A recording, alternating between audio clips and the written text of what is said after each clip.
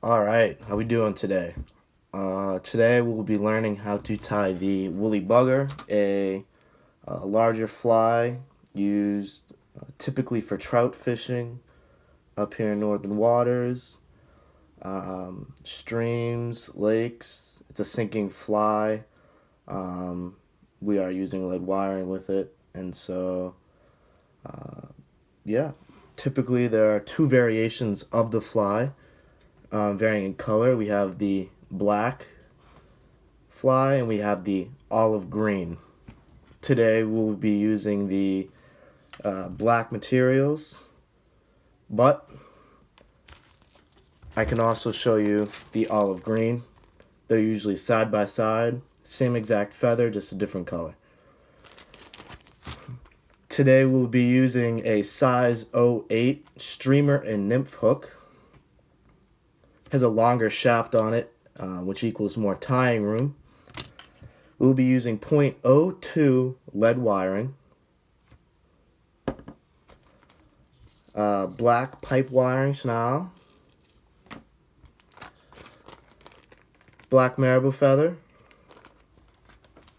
and black saddle hackle feather. So first off, we're going to go ahead and secure the hook to the vise. You're going to start right after where the bend in the hook is. And you want to make sure not to clamp down on the barb of the hook, because that is what keeps the hook in the fish's mouth. It is optional to clamp down the barb. I know a lot of people who do for the sake of the fish, but for today, we're not going to do that. So we are going to go ahead and fasten the lead wiring to the hook. You'll need approximately 5-6 inches of wiring, and you're going to go ahead and start at the front of the hook near the eye and work your way down to the beginning right before the bend in the hook starts. So we're going to go ahead and do that right now. Alright, so as seen here, we have the wiring from the front to the back of the hook, and you're left with some excess wiring. So you can go ahead and just trim those right off, and you're still going to have these pointy parts left over. You can go ahead and just smooth those over with your finger however you like, and voila, first step done. Okay, so now that we have our lead wiring down, we're going to use our black thread, and we're going to tie it a few times around the head of the fly, and that'll act as an anchor point. And then we're going to continue to wrap our thread approximately 10 to 15 times down the hook. So you're working your way down. The grooves of the lead wiring are going to catch the thread and keep it in place.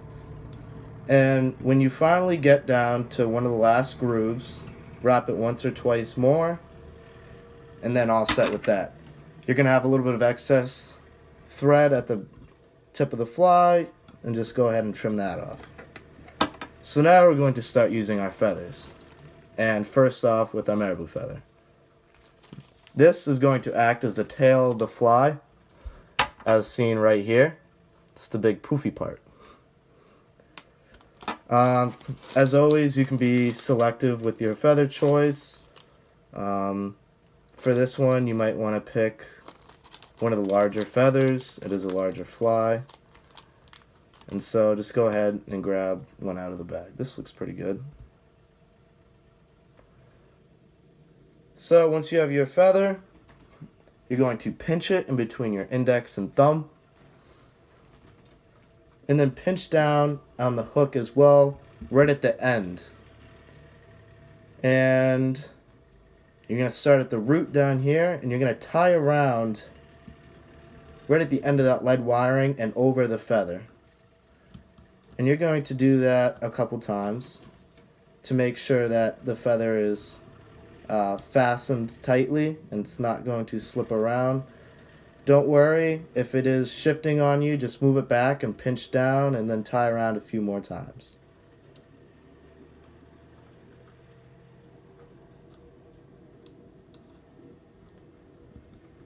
readjust a little bit. And voila. With this, you're going to have that root of the feather as excess. Trim it off. Not too close where it's going to slide out, but you don't want so much feather where it makes the fly look funky. So to your liking, trim it, and feel free to wrap around a few more times. Never hurts. Alright, great. Now we're going to take this black pipe cleaner material, cut off 4 to 5 inches of that. You can eyeball it. Again, doesn't really matter all too much. I'm going to use that same pinching technique for tying. Pinch the material, pinch down on the hook as well, and we're going to tie around that a few times. Same place as where we tied it down the Marabou feather. That one spot at the end of the lead wiring is also an anchor point for the materials we'll be using. Alright, great. So that is fastened to the hook now. Trim off the excess on this side of the hook because we'll be using this stuff. So don't cut that. Good? So now we have our Marabou feather and we have that black pipe cleaner. Now we're going to grab our saddle hackle feather. Anyone will do. This is what it should look like.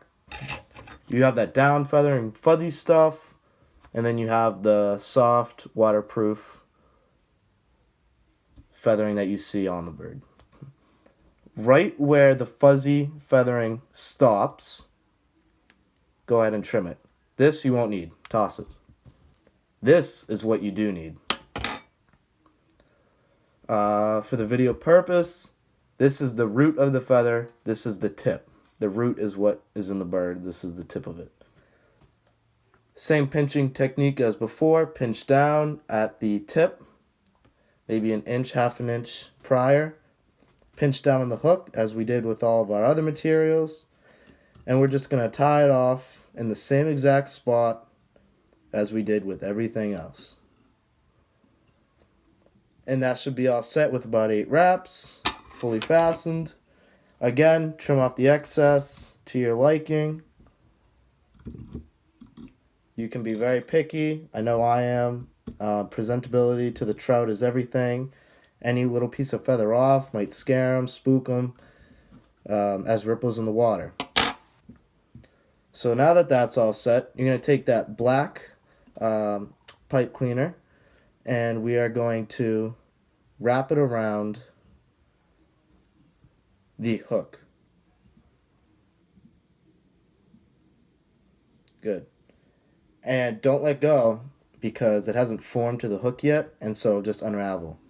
Now take your black thread and go horizontal on the hook, and you're going to cross over that wiring and just tie it off.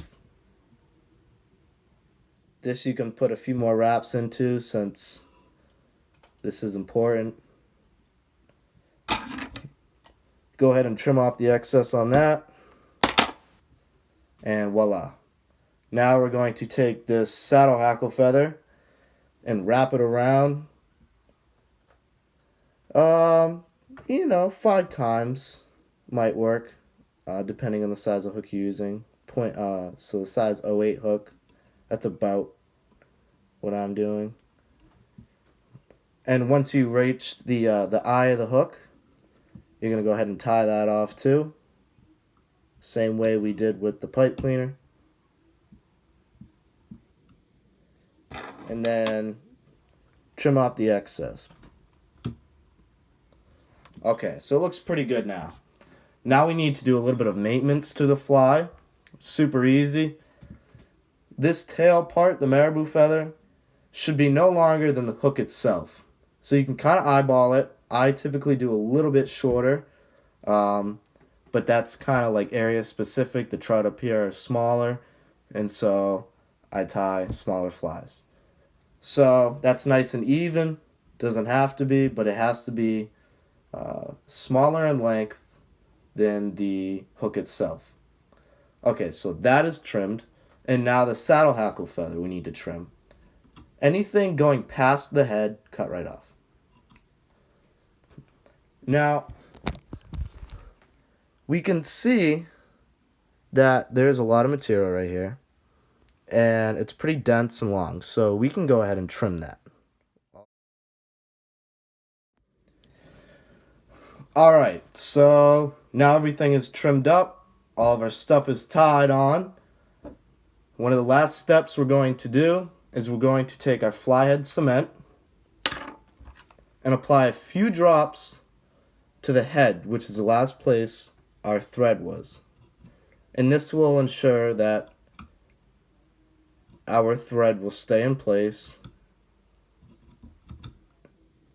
for the duration of our fishing. And it dries fairly quickly, so once you do that, go ahead and snip the thread, and voila! You just learned how to tie a woolly bugger. Funky name, I think. I'll show you a close-up. Maybe you can compare what yours is looking like.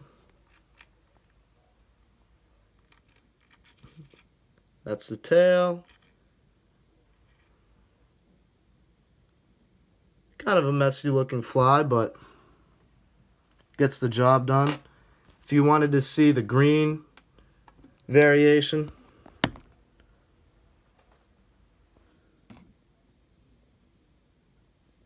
both get the job done, work great.